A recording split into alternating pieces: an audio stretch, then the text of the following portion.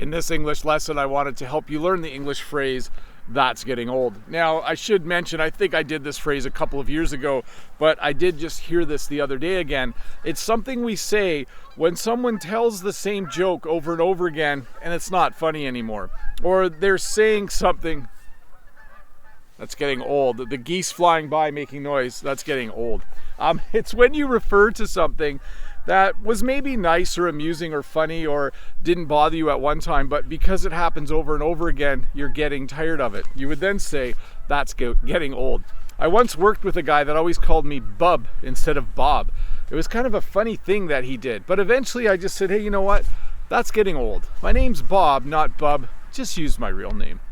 Anyways, I'm losing track of where I am. The second phrase I wanted to teach you today is the phrase "old enough to know better."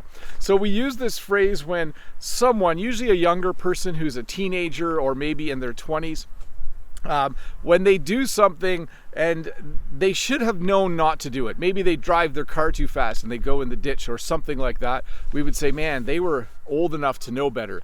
They did something that they were old enough, they should have been wise enough as well not to do that thing. Sometimes I see teenagers do things like that.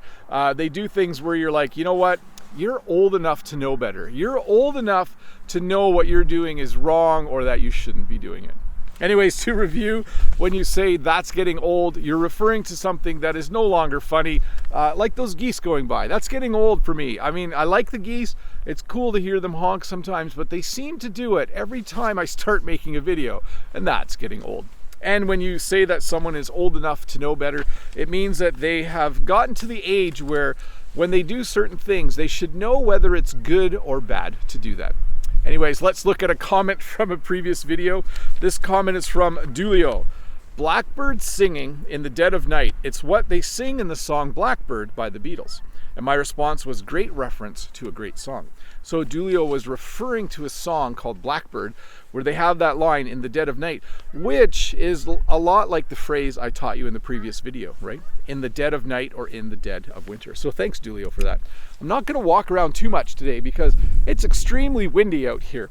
And if I was to say something about something that's getting old, I would also say that trying to make videos when it's windy is getting old. I do love going outside, but sometimes it's just a little too windy. Hey, the other day someone said to me, "What animal would you be if you could be an animal?" And my response was almost immediate. I said, I would love to be a bear, especially at this time of year.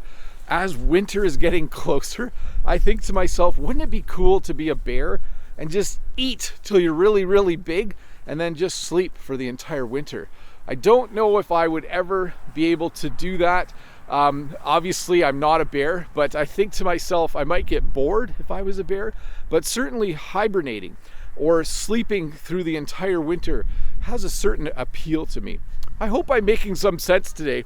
I'm not sure if you realize this, but oh, there they go again. I can't really show you. Let's see if I can do this. Probably not. It's probably quite hard to see, but there are geese up there flying in a V. Anyways, yes, maybe someday I can hibernate all winter when I no longer have a job and when I'm retired, but that day's a long ways off. Anyways, Bob the Canadian here again with a short English lesson, and I'll see you in a couple days with another one. Bye.